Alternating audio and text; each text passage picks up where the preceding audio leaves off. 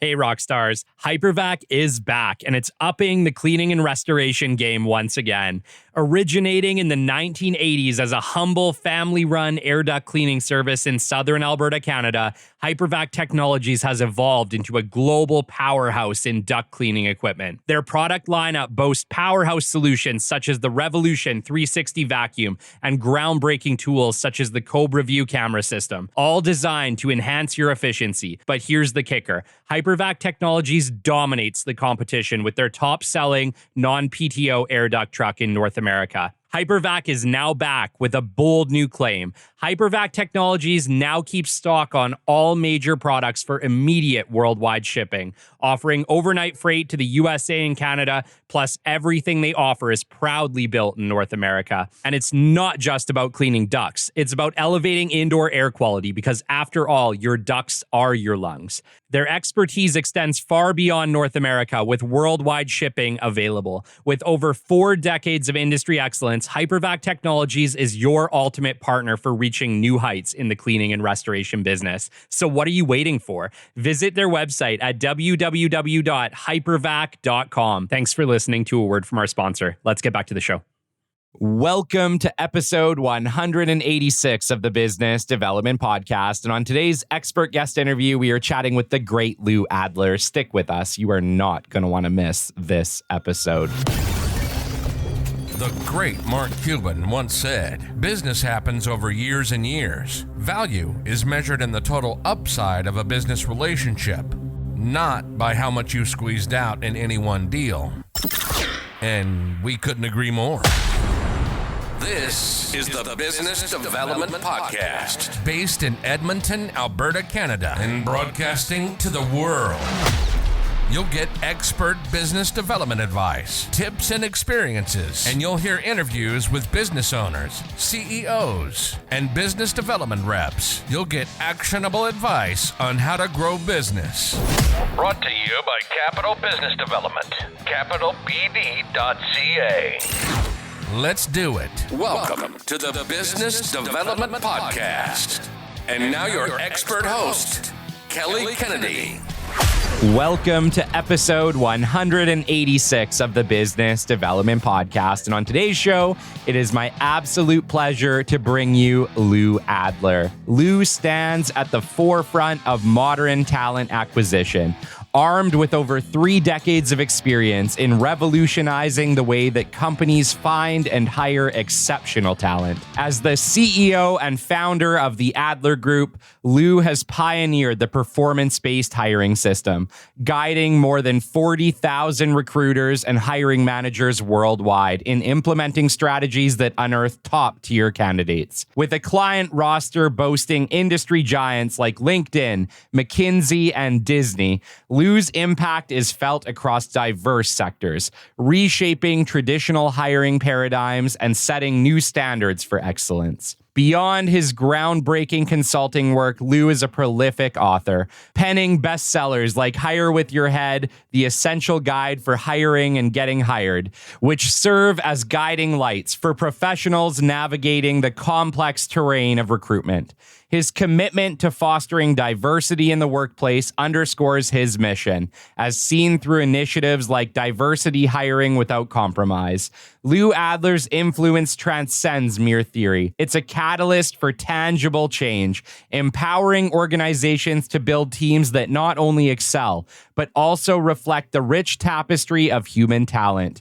In the realm of talent acquisition, Lou Adler doesn't just talk the talk. He reshapes the hiring landscape with every step, forging a path towards a brighter, more inclusive future. Lou, it is an honor to have you on the show today. Well, thank you very much for that introduction. I can only go downhill from there. So now I think we should just cut it off here and go with that. Oh, goodness. No, it's an absolute honor to have you on the show. And like I said, we chatted a little bit before the show, real briefly, but I had mentioned to you that my experience in HR was super, super limited, right? Like, I kind of feel like unless you're in that world, you couldn't know. But reading Hire with Your Head was like a gigantic eye-opener for me. I didn't realize how complex hiring really is. Well, when you really think about it, it's a business decision. And it's a tough business decision for a manager. I've got to hire someone.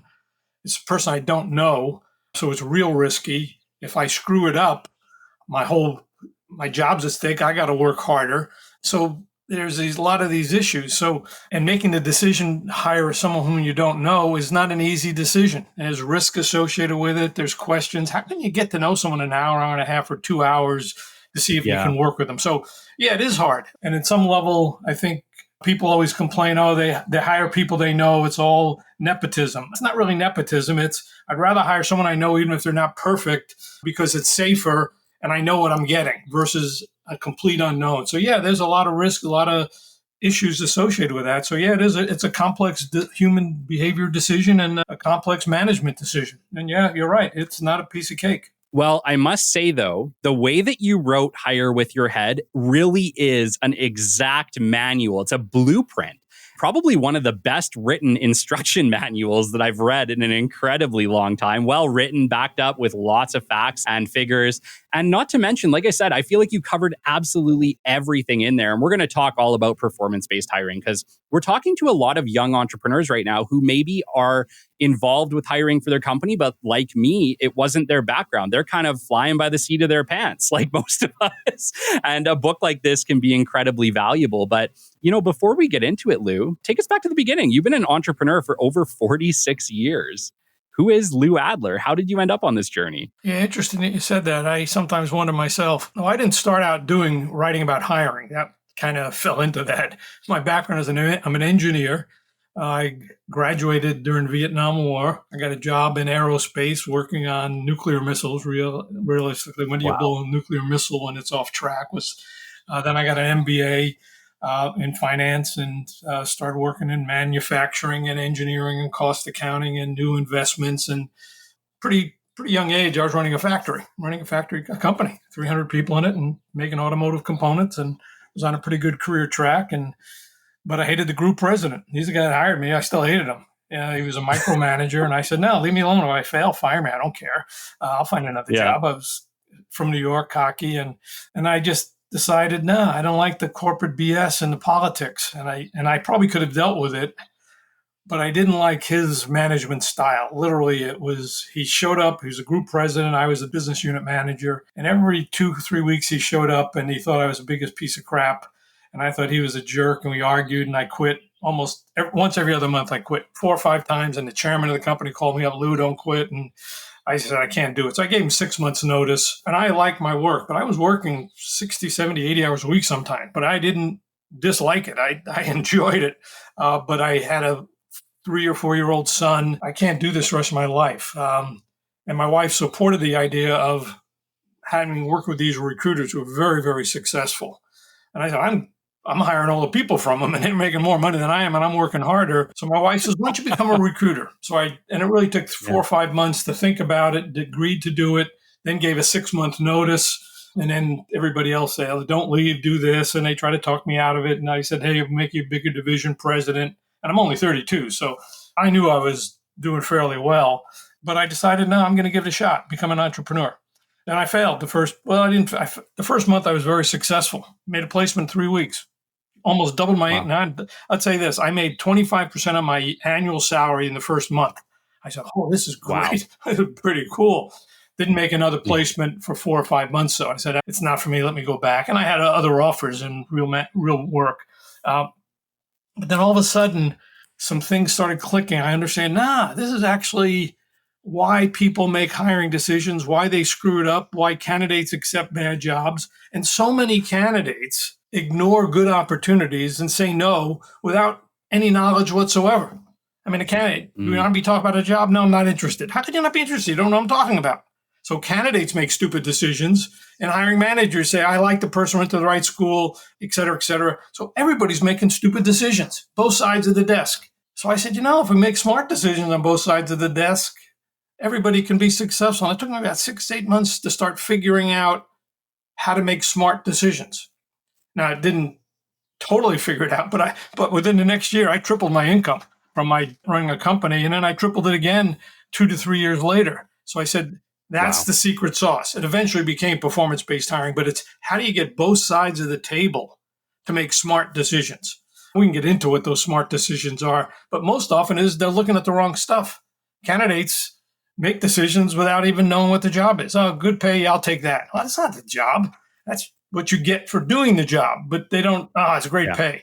So that's how it became. And then I started becoming a pretty successful recruiter. I started talking to business groups, became a more successful recruiter.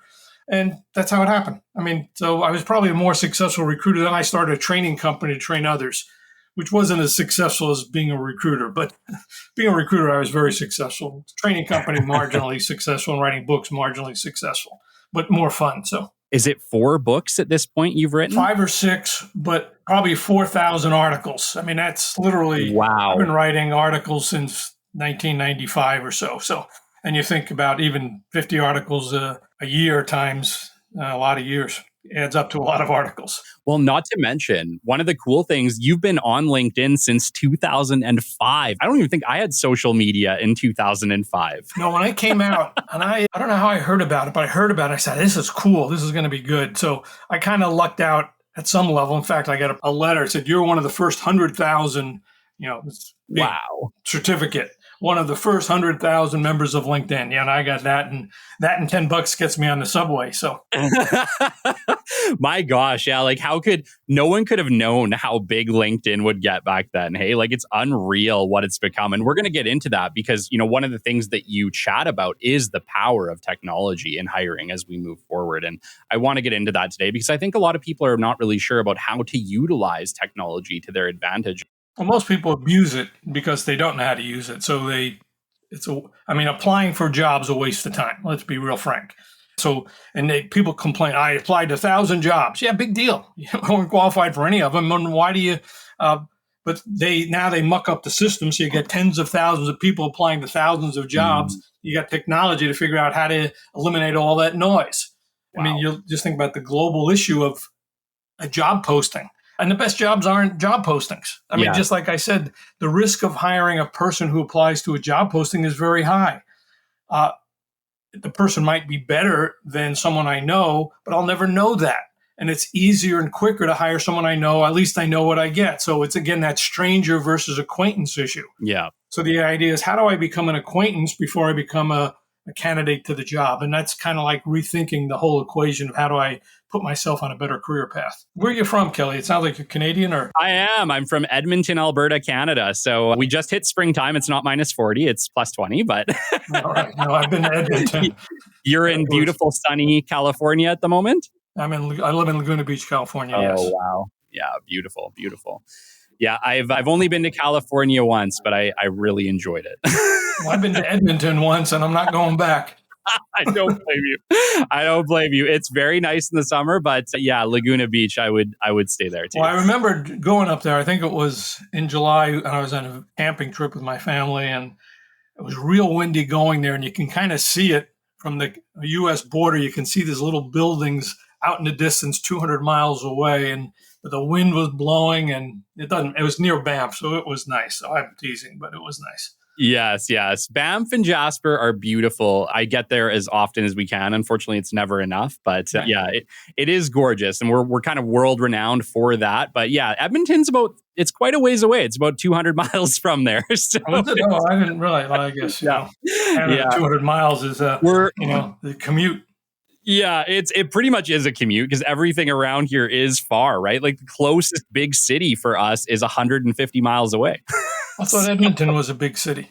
It is a big city, that's right. But the next big city is called Calgary. I don't know if you've been there before. Yeah, I think I've been there too, right? Yeah. And it's about 150 miles. And a lot of business is kind of done between there. So if you're in business development or sales, you've made that drive 1,000 times. Yeah. But it's just, you get used to driving a long way to go anywhere when you live here. But Lou, I wanted to get into it because one of the things that really blew my mind with your book is that in the US alone, companies are losing over $1 trillion a year in people turning over, in people having voluntary turnover. That figure blew my mind. $1 trillion.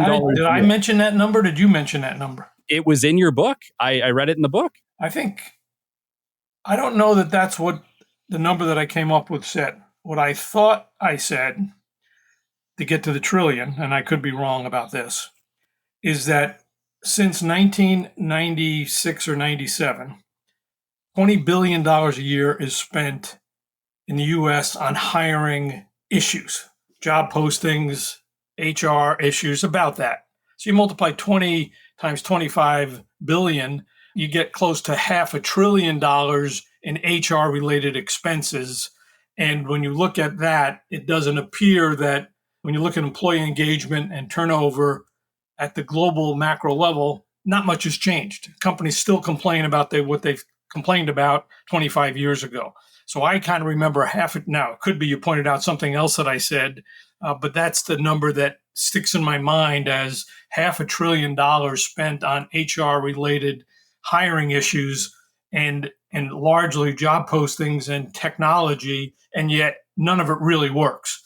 All it does is manages the tens of thousands of people who shouldn't have applied and sending them emails to say you didn't get the job. There's a lot of money in that. Maybe 10% of that is actually useful and say, hey, we're actually hiring better people as a result. So, but it gets lost in the noise. Yeah, I'll have to double check my figure, but yeah, either way, whatever you want to call it, $500 billion or $1 trillion, it's a ridiculous sum of needlessly spent money. Well, that's definitely true. No question. Right? And I think one of the things that was really interesting about your performance-based hiring system is that I kind of feel like if people were to take that approach, it could alleviate a lot of that waste. Let me give you a story, and then you can kind of, so people understand what it is. So I'm going to say this has happened in the early 90s, mid 90s. I was giving a presentation to a business group, and I said, you only need to ask 2 questions to determine if a candidate's competent or not. And the business group had 20 or 30 CEOs from small companies. About 2 to 3 weeks later, and at the time I was a recruiter. So my marketing technique as a recruiter, and I lucked out on finding this idea. I started speaking to business groups around the country of CEOs of companies that were, say, 10 million to 250 million. And I'd get there and I present a 2 to 3 hour presentation on how to do performance-based hiring. I don't think I called it that at the time, but the same thing. So about 3 or 4 weeks later, after this one presentation, CEO calls and says, Lou, what were those 2 questions you said about that meeting last month? And I said, well, the 2 questions don't matter. What are you looking for? So it doesn't matter. Just tell me the 2 questions. I said, the 2 questions are absolutely useless unless you tell me what you're looking for. Well, I'm looking for a VP operations. I said, well, I have to know a little bit about the job before the 2 questions are meaningful. He said, I don't have time. Just give me the 2 questions. And he was getting angry. But I was a recruiter at the time. So if he was looking for a VP operations for a company, and it was at his offices or his company where this meeting was, so I said, I got to spend at least an hour to understand the job. He said, I don't have time. Just tell me the 2 questions. And he was getting real aggravated. But the 2 questions, which I'll give you in a minute, don't make any sense unless you know the job. So I said, why are you so insistent on these 2 questions? I need to know the job. He said, because the candidate's in the front office. I said, now I understand. I said, okay. I said, and I just kind of tell me a little bit about VP operations. He had a company making manufactured parts, largely wood, furniture, and related. So I said, okay, here's what you're going to do. Do not go in your office. You're looking for a VP operations. Go in your factory.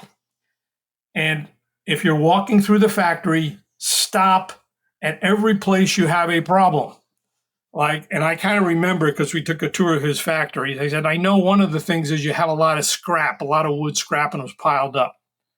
So whether that's the first stop or the third stop doesn't matter, but go to those kinds of situations and point out the problem. We have a lot of scrap, and it's probably costing us 10 to 15%. We got to reduce it by 75%, so it's less than 2% of total expenditures, whatever that is. Then ask the candidate 2 questions. Question 1 is, if you were to get this job, how would you solve that problem? Eliminating the scrap. And you're not listening to the actual answer. It's the methodology in which the person would solve the problem. I got to understand the root cause. I got to do this. I got to talk to this. I got to talk to that. Whatever it is, they go through that issue. The second question is, what have you done that's most comparable solving problems like that? And spend 10 or 15 minutes on the answer to that. How did you do it? Why'd you do it? How'd you get chosen? What was the problem? What were the results? Walk me through step by step how you went from the problem to the solution. Now go around the factory and do that 3 or 4 more times with all the other big problems. I had a labor problem, had a material procurement problem, had a scrap problem, had a warehouse layout problem. It doesn't matter what the problems are. Ask those 2 questions. And I don't care. The order doesn't matter. Have you ever solved a problem like that? Tell me through, how would you solve this problem? You can ask either or. It doesn't matter. Maybe switch them both. Now call me. And this was like 11 o'clock or so. He said, I'm seeing him here. I said, oh, call me this afternoon when you're done. So he calls me about 3 or 4 in the afternoon. He said, great questions. Great. The candidate was a great consultant. He had an idea to figure out every single problem. But when I asked him what he has done that's most comparable, he was like nothing. That was superficial. He didn't really ever do it. He was a good talker, good consultant, but he couldn't work in a factory like that with a couple hundred people. Lou, do you want to do the search for the VP operations? Come on up tomorrow and we'll do it. So the idea is you define the work as a series of performance objectives. For that factory, it was 5 or 6 things. And you ask 2 questions. Have you ever done anything like that? Spend 10 or 15 minutes getting the answer. How would you solve it? Spend 2 to 3 minutes to see if the person has the methodology in which to think about a solution, not the solution itself, because they don't have enough information to tell you how to do it. They have to tell you how they would go about figuring out how to do it. And that's a huge difference. This guy aced the course with just, in a 10-minute, 15-minute phone call on how to do it. Then he introduced us to a couple other CEOs that he knows, and we had half a dozen more search assignments using that same methodology. But it's digging deep into the candidate's accomplishments related to real job needs. Asking, what have you done that's comparable? How would you do it if you were to get the job, to get at thinking skills? You do that 3 or 4 times for different companies over different periods of time, and you got a pretty good track record if the candidate's capable or not of doing the work. But most hiring managers don't know what the work is. What does this person need to do to be successful? Yeah. Even if you're a CEO, I need a new marketing person. Well, what do you want the marketing person to do? I don't know. Well, yes, you do. You want the person to grow your business 3x in 2 years. That's what you want them to do. So has they ever done something like that? If not, don't hire the person. I mean, it's defining the work that's key to being a good hiring manager. As a recruiter, now, candidates have to see that work as a career move. Do you want to turn this factory around?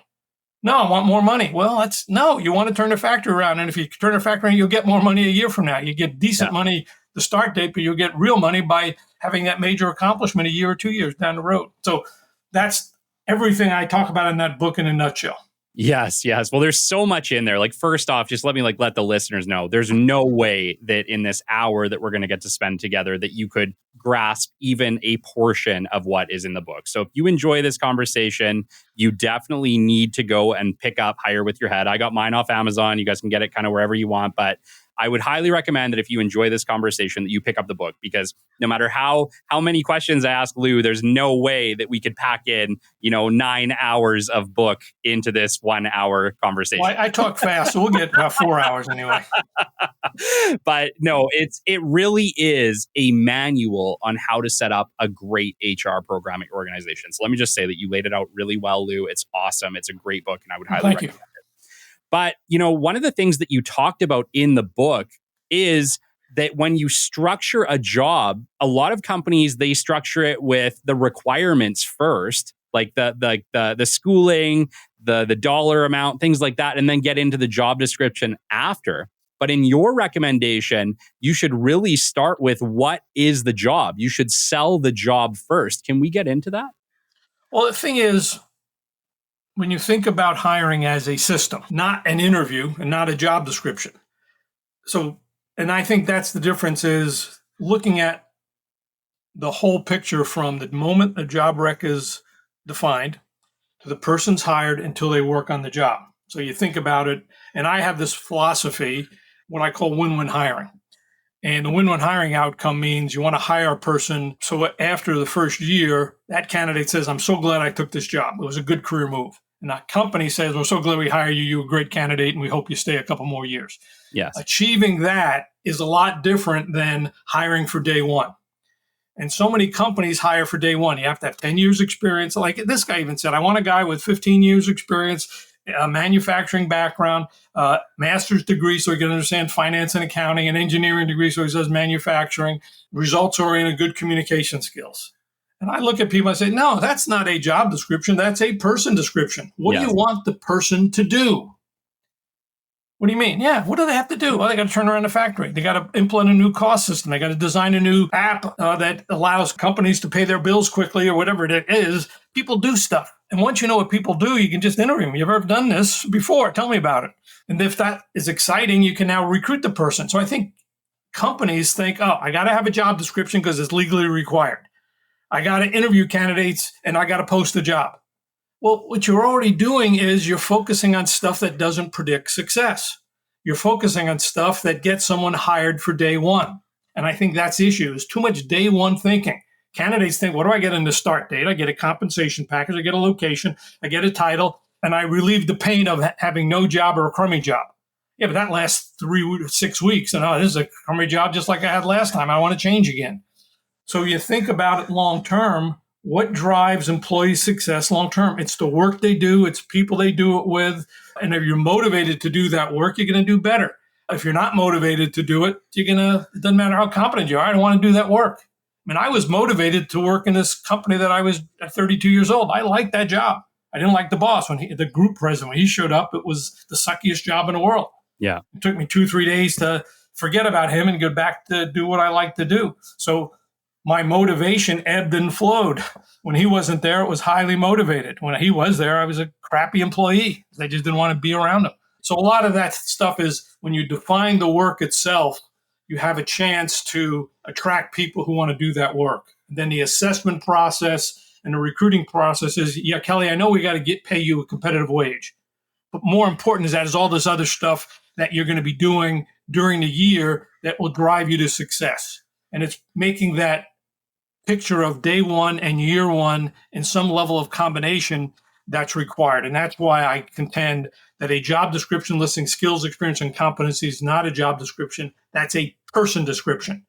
I tell managers, forget the person. Talk about the job. I want someone who's results oriented. No, that's a person. What's the job? We'll find someone who wants to do that job. And that making that separation is really the key to hiring success. One of the concepts that, I'll be honest, I laughed out loud when you brought up the 90-day wonder concept, the 90 days, and then you wonder why you hired them. That's right. I got a kick out of that.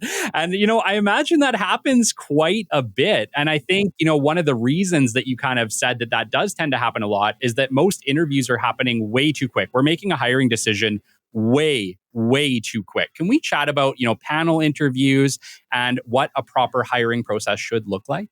Well, that's the whole book. But the idea, let's just take the decision itself. You're talking to someone whom you don't know. That person, if you're a hiring manager, will have a huge impact on your personal success. But you, the hiring manager, are thinking, oh, I got to get this hired quickly. I'm doing all this extra work. I can't do it. I'm staying late. So you're kind of have a pain of not having that position filled. Yeah. So if you meet someone who's kind of nice and pleasant and seems okay and has good skills, I got to close this deal. So you're willing to make a long-term decision in an hour to 2 hours. The candidate, on the other hand, has a crappy job or unemployed. They applied to the job. They got certain skills. They went through some interviewing class. They present themselves well. They have a pain point too. My pain is I've got a long drive, or I'm not making paid. I got mortgages to pay. I got the family. I got these pressures. So everybody is under this short-term pressure to make a decision. And it's usually 90 days later, it was the wrong decision. That's the 90-day wonder. Candidates have it. Why did I take this job? It's because you were pressured to, avoiding pain is a more important thing in terms of a decision-making than making a long-term career decision. Same thing on a hiring manager. Everybody's making these short-term decisions. Now, the long-term decision is let's define the work. Let's interview a candidate. First time, I want to see if you're reasonably qualified, maybe on video, maybe another one on video. But at some point in time, I got to meet you in person. You got to meet some other people in person. So for a candidate, it could be 4 to 6 or 8 hours. For a company, it should be 4 to 6 or 8 or 10 hours investment in a stranger. I've had one client who did that. And I give him a lot of credit. He said, no, it was the president of a company. It was a high-tech company up in the Silicon Valley area, but I remember we placed a lot of people with him. He said, this is a big decision for me. My whole company is on the line. I'm going to spend time with these people. And he proactively spent time. He met the person. On the phone, well, of course, in that we didn't do. So he certainly met the person for 2 or 3 hours, probably took him out to lunch, decided he wanted to go forward. He would meet the person again, meet with the team, lead a panel interview, lead debriefing sessions, and then he would meet the person and even sometimes the person's wife for dinner before he made the final offer. But this was the president of a company hiring a number two for a company, and it was important to him.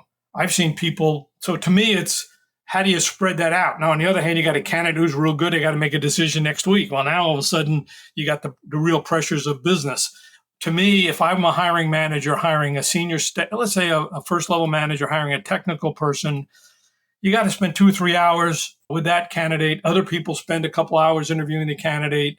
You do the debriefing session. You do a reference checks. You do some kind of personality and IQ testing, medical, all that other stuff you have to do. So to me, that's the minimum you should do it. Too important to make a decision. Somebody, for an hourly wage, maybe a little bit less.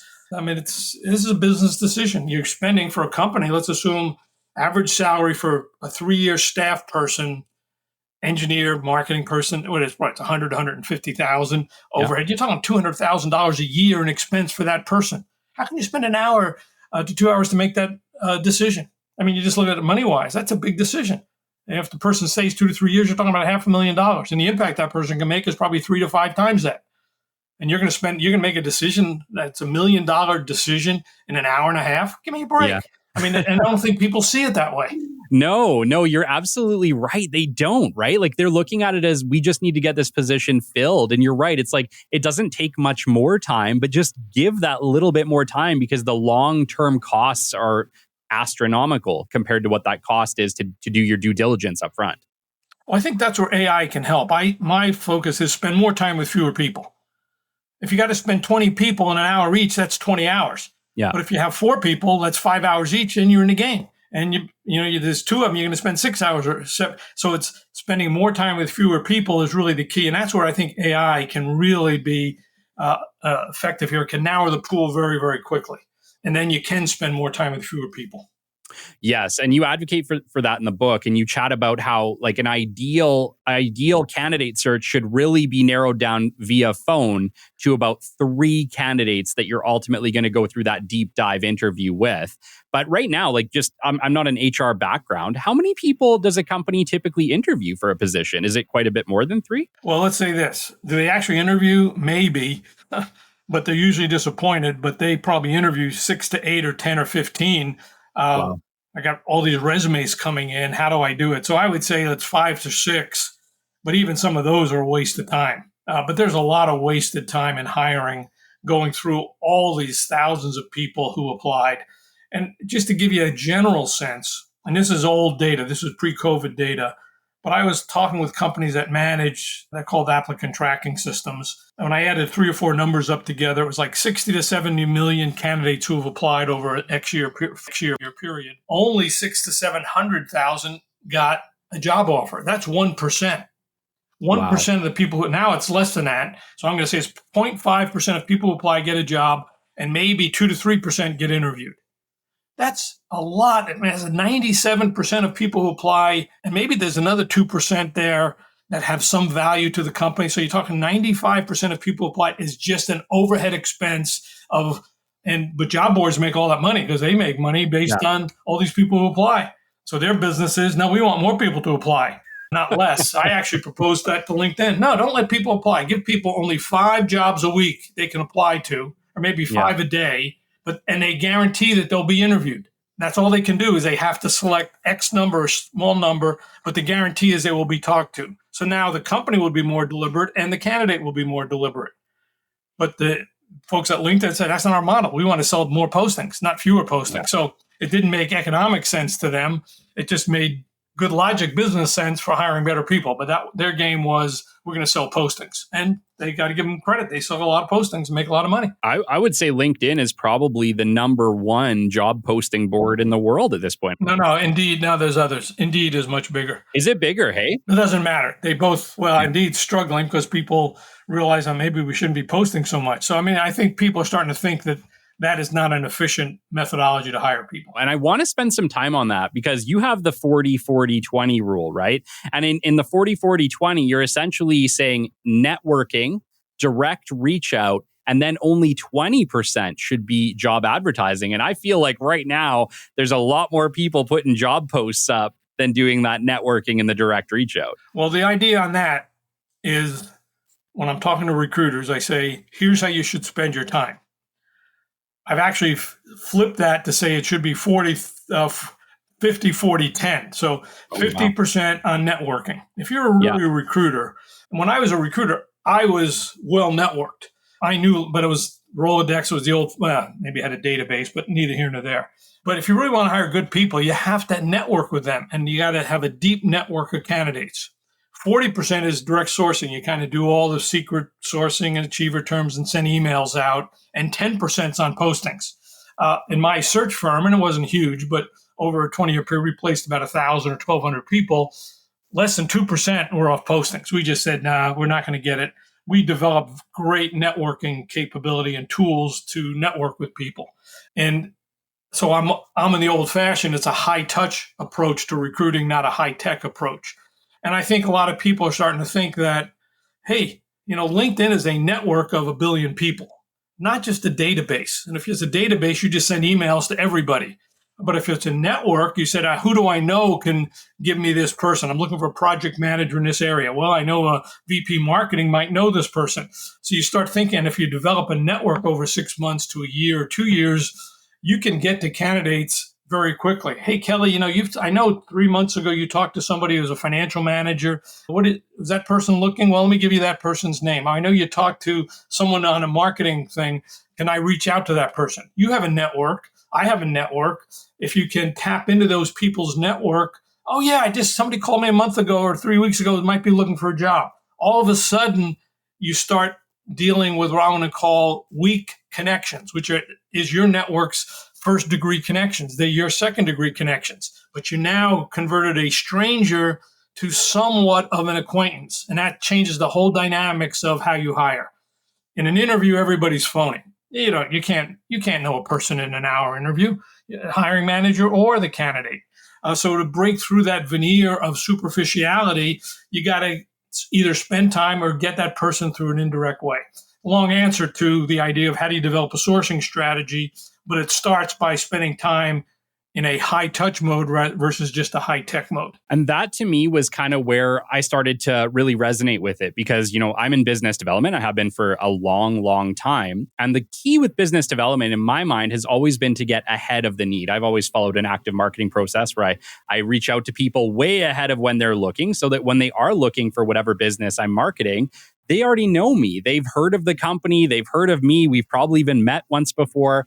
And so you kind of skip that whole process where instead of them having to go and search for something, they already know that they can reach out to Kelly Kennedy for XYZ need and I can potentially help them. And I kind of feel like the approach that you have taken to HR is very similar. It's very much that get ahead of the need. Let people know or get to know people ahead so that when you do have that need, you already know who to reach out to.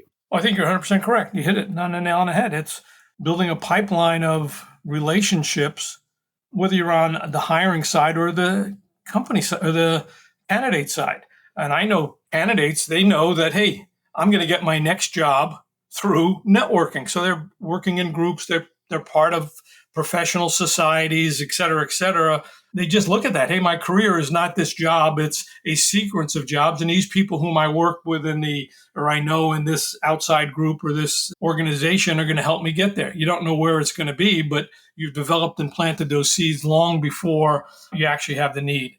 And I'm going to contend that's the hidden job market. A lot of candidates get hired that way. And people say, no, there's no hidden job market. I say, well, they don't know what they're talking about because there is a hidden job market. They just don't know about it. So they think it doesn't exist.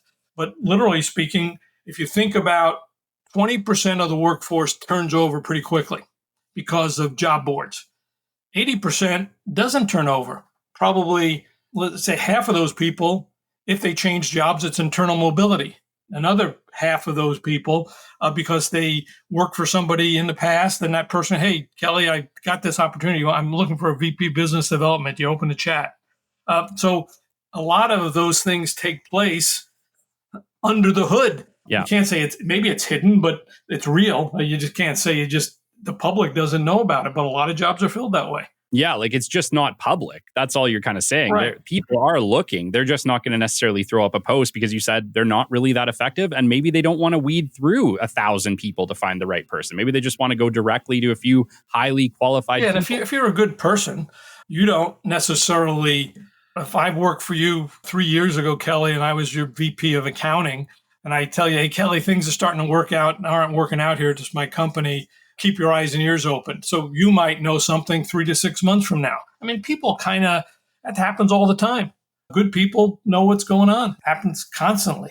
And you just got to figure out, hey, the public market is the most inefficient transactional market there is. And you got to don't be surprised if you get a job, it's not very satisfying. I mean, Gallup comes up with studies all the time on employee engagement.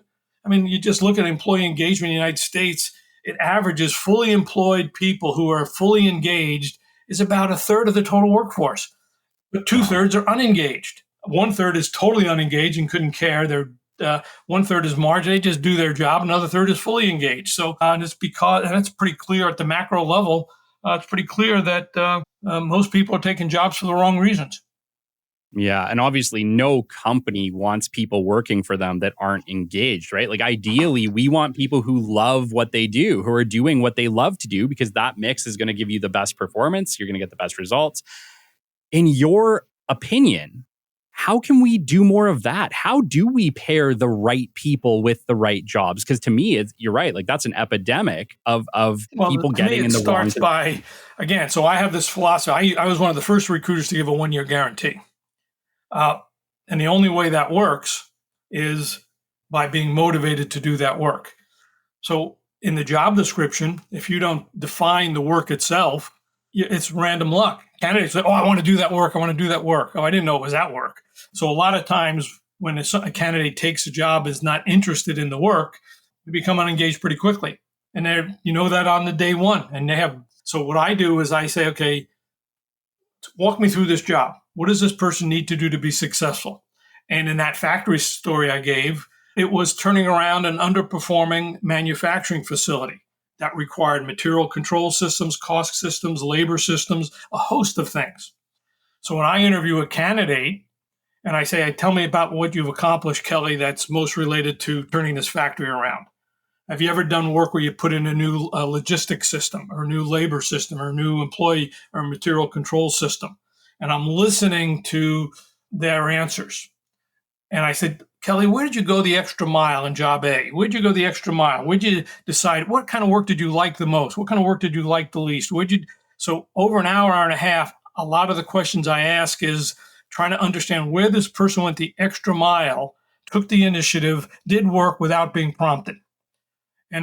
So in the first interview, I got a sense of this. In the second interview, it's reinforcing the same issues. So I now know what a candidate what this drives this candidate to excel, that person's intrinsic motivation. To me, that's the key to hiring success. Are you going to do work that you find intrinsically motivated in this job? So now I say, oh, Kelly, in this job, you're going to be doing this, and this, at least 1/3 of the time, which is the stuff you love to do. You're going to be developing people, coaching people, and you're going to install these new state-of-the-art manufacturing systems. Oh, yeah, that's great. Well, then when you get there, that's exactly what it is, because I define that work when I talk to the hiring manager. So a lot of it is digging deep into the candidate's motivation. But most candidates take jobs, and I ask this question. I call you up, Kelly, you open the chat. Oh, I just took another job 3 months ago, not ready to leave. And I say, is it your dream job? You say, what's a dream job? I said, do you enjoy going in every day? Is it really the work you want to do? Well, if it's not a dream job, you've made the wrong choice. And people always make, because nobody thought about that. The candidates don't think about it. The companies don't think about it.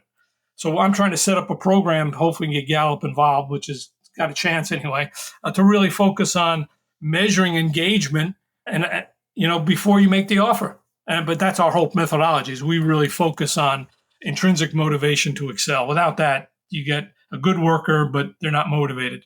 You get a above average worker who's motivated, that person can be a star.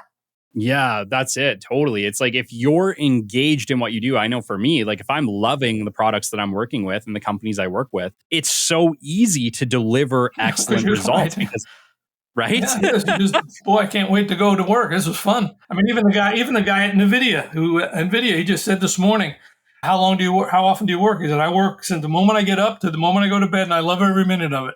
I mean, That's right. now that's a little bit hard. I like what I do, but at 78, I get kind of tired by about 2 or 3 in the afternoon. So, Well, to me, that's what's so appealing about entrepreneurship, right? It was like once it was my baby and my world and the benefits were to me, my motivation to excel at what I did went through the roof in a way that I was never able to get in a job. that's great. No, it's good that you can find it. It doesn't happen all the time. I mean, part of being an entrepreneur is you got to get business too. And sometimes getting business is marketing and selling, as opposed to, and a lot of engineering people who are technical like to do certain things technical. But if someone's not paying you to do that, well, then you got to do stuff to get business. And that might not be as fun as the business itself. So there's a good side and a bad side to entrepreneurship.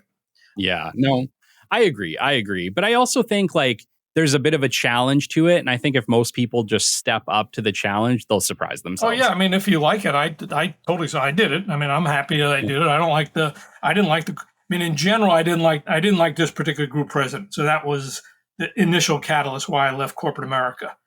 I actually did like the work, but I didn't like the corporate politics, and they were always there. The pressure of quarterly returns, the pressure of this, and there was politics.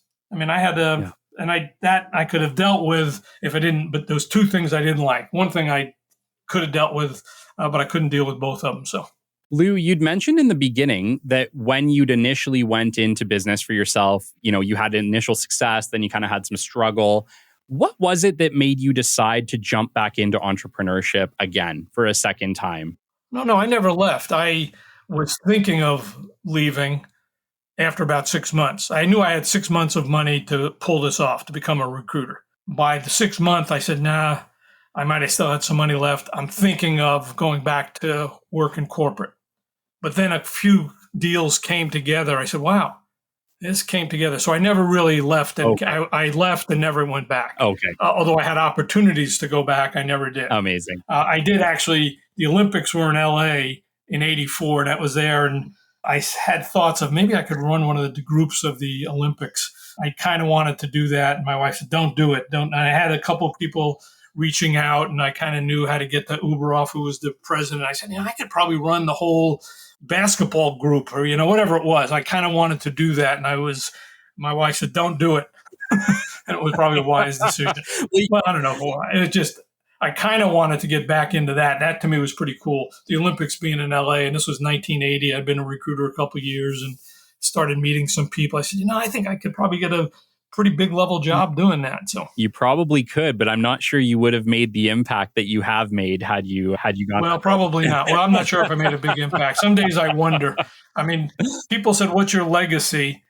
And I'd say at some level, I'm kind of disappointed because I think what I say actually works. But there's so few people who actually do it. And yet, I got a call last week from someone from Malaysia. Said, Lou, I built my whole search firm around you. I met you 10 years ago. I took your certification, and I just want to thank you for that. So I talked to her. I get calls like that every now and then. I get calls from candidates every now and then. Says, Lou, thank you. I just took your advice on this job. So those are satisfying. Yeah. But it's not scaled. I mean, companies still spend stupid money on job postings and wonder why it's not going anywhere. So who knows? Well, so at some level, I think the book, if people do it, it actually works. Yes. It takes discipline to hire. And I don't think people would accept that, though.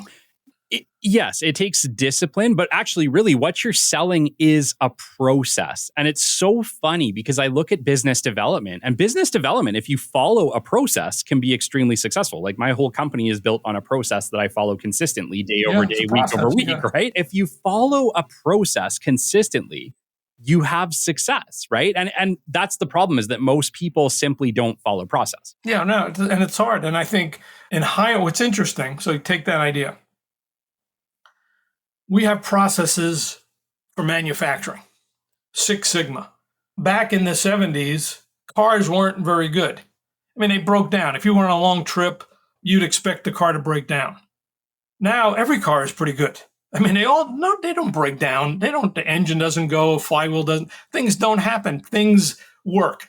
So manufacturing works. You look at electronics, it all works. You can look at the price of a TV. You can get a TV for normal TV for less than $1,000. Yep. It was $1,000 in 1965 to get a color TV.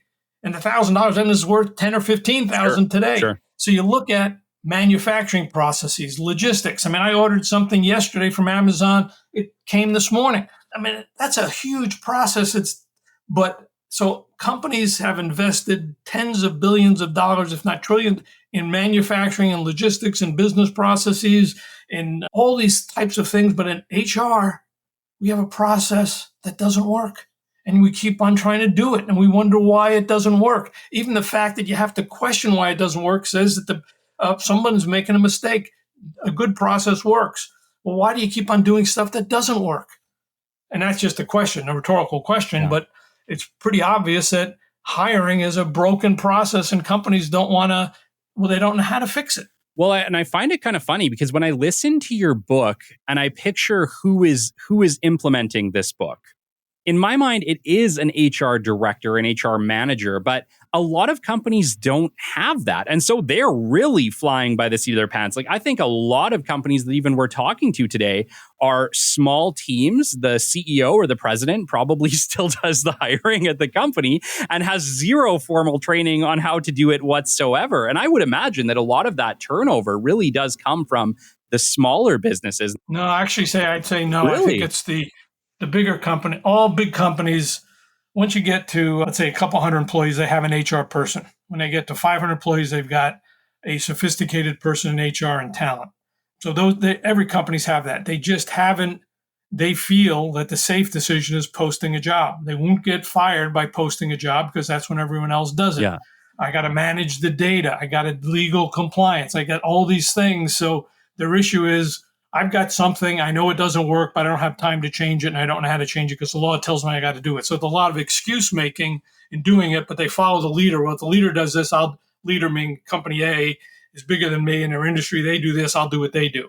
So with a lot of the follow the leader, not rethinking, hey, do I have a process that's like manufacturing? My background happens to be engineering and manufacturing and cost controls. So I just look at it as a business process. But most talent leaders don't have that kind of wherewithal. But when I talk to a talent leader who came up through operations, and I remember talking with maybe 20 years ago, the woman was phenomenal. She was a leader at, it might have been IBM, but she was remarkable. And I just said, you don't sound like a typical HR person. She says, no, I ran the distribution center for the whole Midwest. And they put me in HR to do that. She thought of it. Her natural background was process and systems and controls. And it was just, of course, we're going to do it this way. Yeah. But most HR people don't have that kind of experience or background, so they kind of fall into it and they kind of say, okay, here's what I got. Let me make it slightly better. And it's not slightly better. Let me post more jobs. Let me post them on more job postings, et cetera, et cetera, et cetera. So it's interesting to see how that whole thing's evolved over time. Yeah. Well, it's kind of like fishing in a lake with no fish. It doesn't matter how often you put the rod or the lure in the water. You're never going to catch anything you want. Well, that's a metaphor. Yes, that's a Canadian metaphor. I would probably say you're probably right. It's like never mind. I'm not going to get into any other types of metaphors. No, that's all good. One of the things you talk about in the book a lot is about bias, about hiring bias or first perceptions. And you mentioned that we need to do better at tabling our initial impressions and coming back to them after. Can we speak to that a little bit? Well, I say there's a lot of short-term thinking going on in hiring. Part of that is due to bias. Bias is probably the number one reason why people make hiring mistakes at the company level. Companies want people who look like them, sound like them, went to the same schools, have the same personality. So they have this natural embed bias. I, as a recruiter, know that I can't ever duplicate candidates who meet that bias criteria.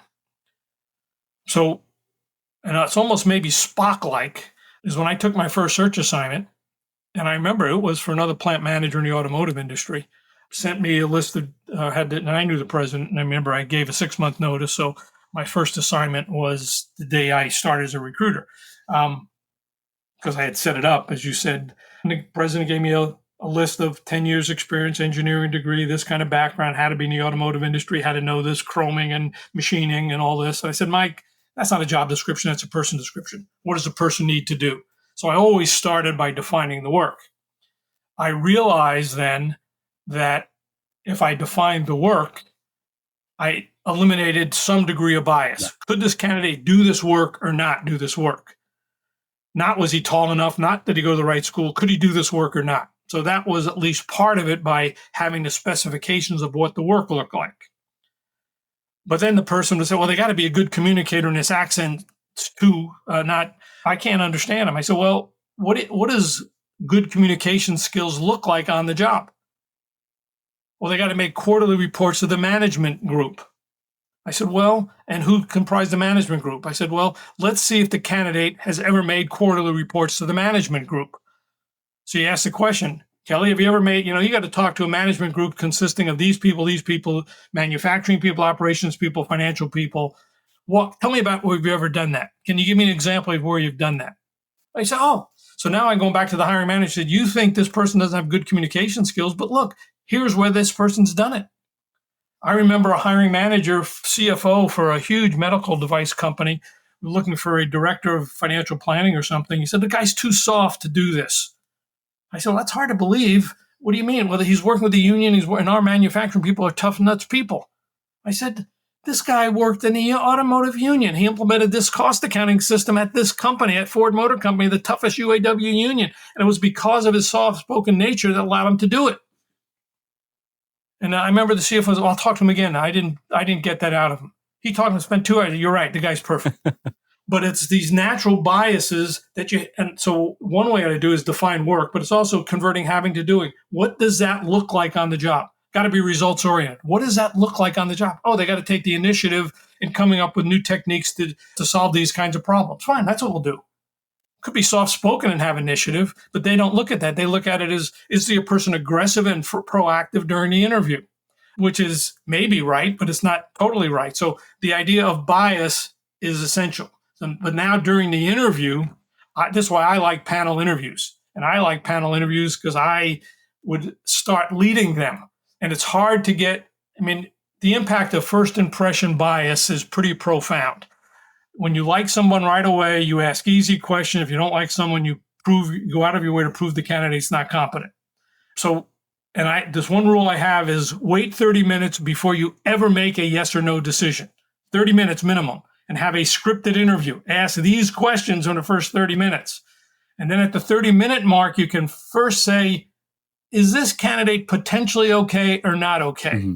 But don't make that decision until you collect 30 minutes of data. So use the interview to collect evidence to make the hiring decision. Don't make it during the hiring decision. That's a great, profound statement, but it is hard to do because human nature is, I make judgments right away. Mm-hmm. If I like you, I'm going to ask you easier questions because you got to remember the pain of hiring. I don't really want to do this. Yeah. I want a candidate. So if I like you, I'm going to, Kelly looks pretty cool. If I like how he talks, he goes fishing. Yeah, he's a good guy. Got to be a good, competent accountant. On the other hand, he's so soft-spoken. He couldn't fit with the company. So if I don't like you right away for one reason or other, I go out of my way to prove that you can't do the job. And you can prove it either way. Yeah. You'll get enough facts and figures to convince yourself that he's good or bad, or she's good or bad. And it's very hard to control. So in the actual assessment itself, controlling bias is the hardest thing to get an accurate assessment.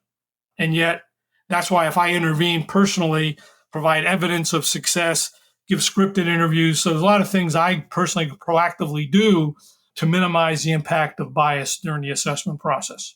But it does sound like it's critical, and you really do need to put in safeguards to try to control bias. Perfect statement. Safeguards. Yes, absolutely. Well said, Kelly. And they're hard to do because the safeguards get broken by human nature.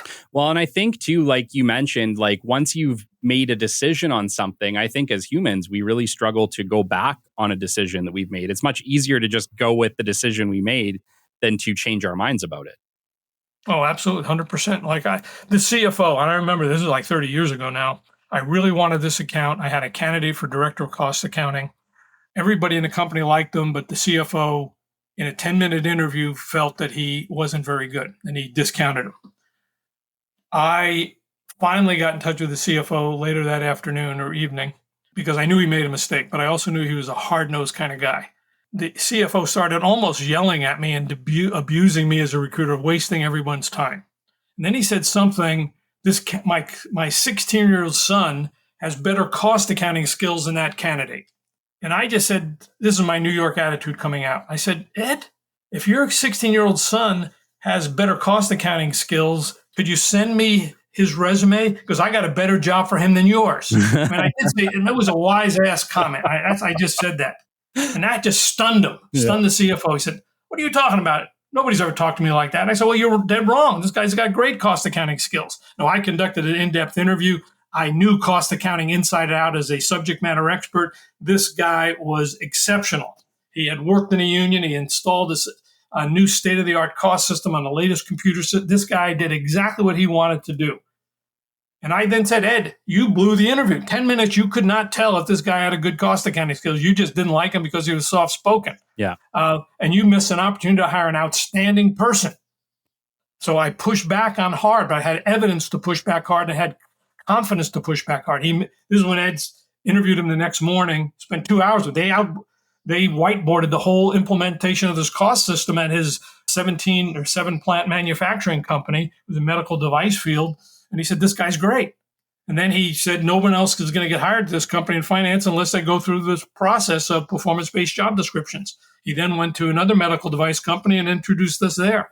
So once you buy into the idea of defining work as a series of performance objectives, getting candidates to explain in detail what they've accomplished, and putting bias in the parking lot, all of those things they're not there.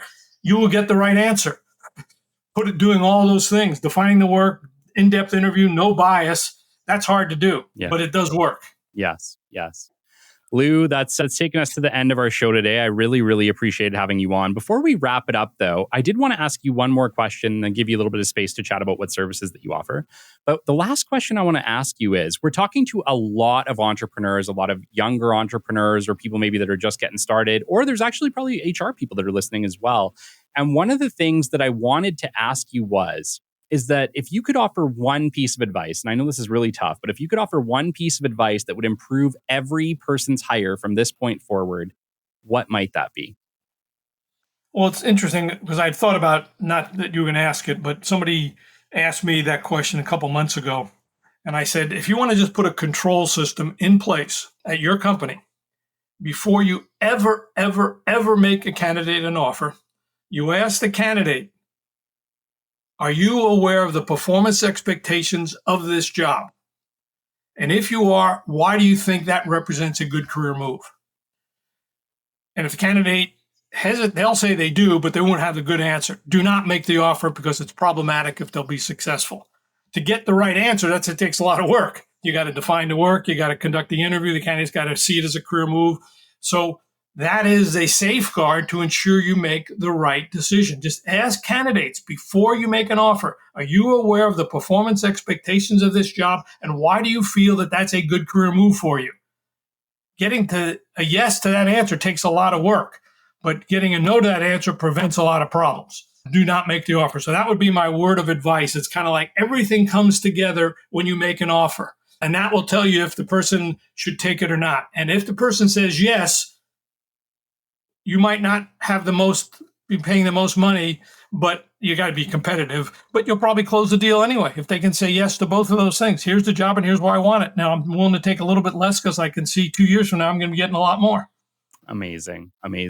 And Lou, it goes without saying, anybody listening to this needs to go and pick up Hire With Your Head. A lot of the stuff we talked about today is very in-depth in Hire With Your Head. It will give you everything you need to implement a performance-based hiring system at your company, so highly recommend. However, Lou, I imagine you offer other services as well. Can you tell me a little bit about what else you do at Performance-Based Hiring Learning Systems? No, we don't.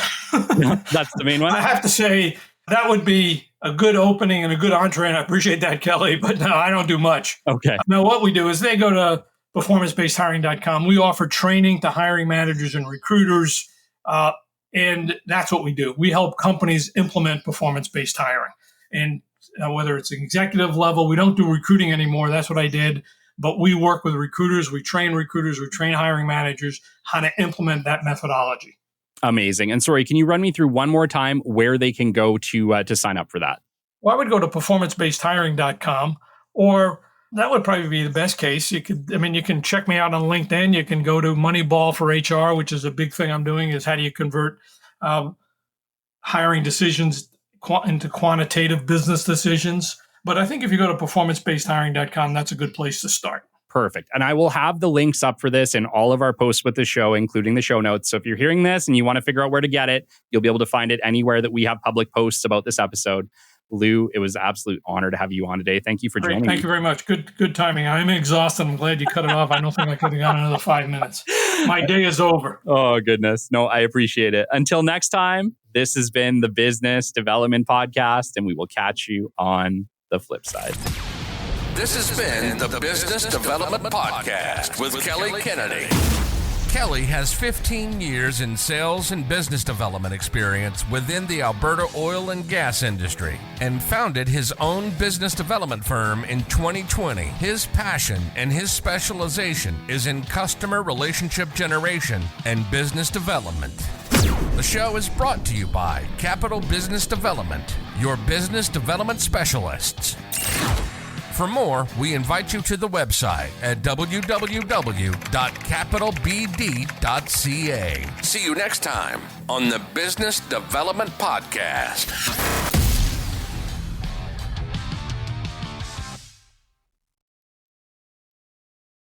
Hey, rock stars, ready to power up your team and take your project to new heights? Meet BizSync Solutions, led by rockstar expert Deanna Keene.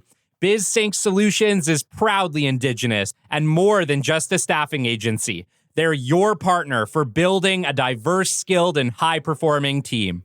With over 16 years of experience, they excel at providing staffing solutions across various industries, from skilled trades and project management to executive roles, payroll, and administration. And now they're thrilled to offer medical personnel and mobile treatment centers across Canada, delivering reliable, professional, on-site medical support wherever your projects lead you. Diversity drives BizSync's mission. They create inclusive environments where every voice is valued, crafting workforces that truly reflect the dynamic industries they support. Whether you need top-notch tradespeople, office professionals, executives, or on-site medical teams, BizSync connects you with both temporary and permanent placements. Their team guides you every step of the way, from pre-project planning to procurement, helping you achieve your goals and drive success. Experience the BizSync difference today. Visit www.bizsyncsolutions.ca or call 1-866-442-7962. That's 1-866-442-SYNC. Thank you, BizSync Solutions, for your support of the Business Development Podcast.